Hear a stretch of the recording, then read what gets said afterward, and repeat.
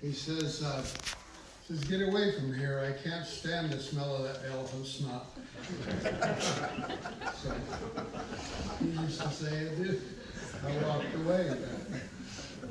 No offense to those who like it, but I don't chew juicy fruit gum.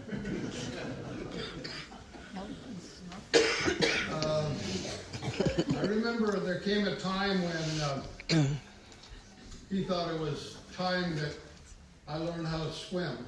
And of course, those of you that know where we lived in the back of our home place was a canal.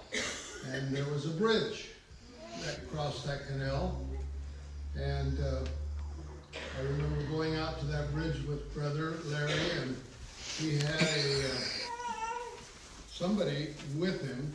But anyway, got to the top of on the bridge, and one grabbed my feet and one grabbed my arms, and they just threw me over the bridge. He said, and on the way down, I heard him say, "Swim."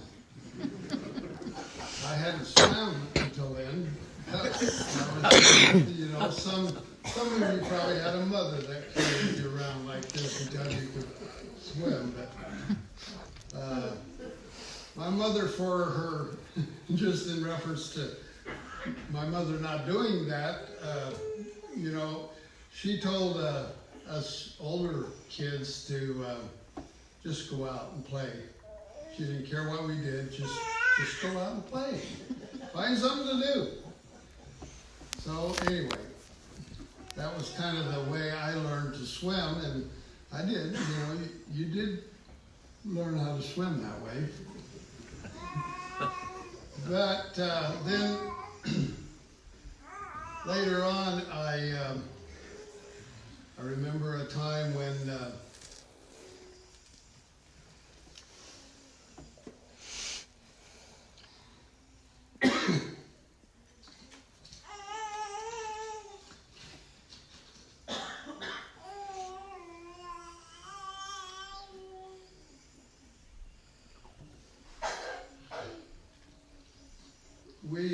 Larry and I were in partnership for a number of years building houses. We bought land and developed it into subdivisions.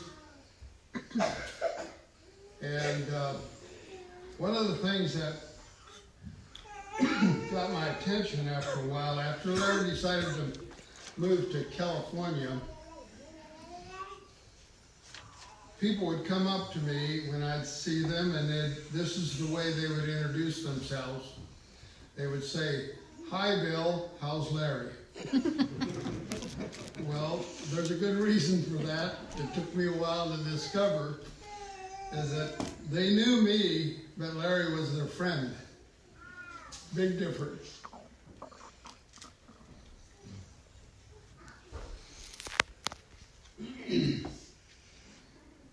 Like has already been said, he had a tendency to be lighthearted and not take life terribly serious back in those days. So I had to accept that about him. He was good. He taught me a lot of lessons in that. Enjoyed working with him a lot. We had a lot of good times together. He was the one that was involved with the customers as far as building houses was concerned. He worked on a daily basis with the customer, and I wasn't doing that so much. But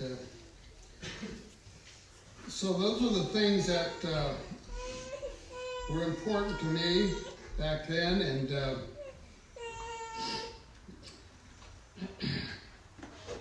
I remember one time I learned a lesson in aiding and abetting. How many of you know what that means?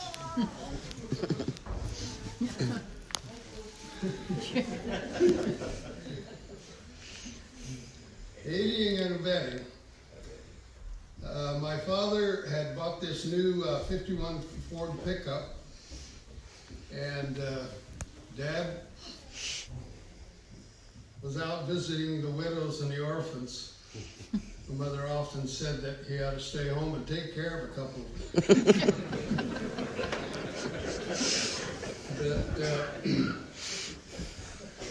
Anyway, he told Larry not to take the pickup. Larry had gotten his license, and so he. I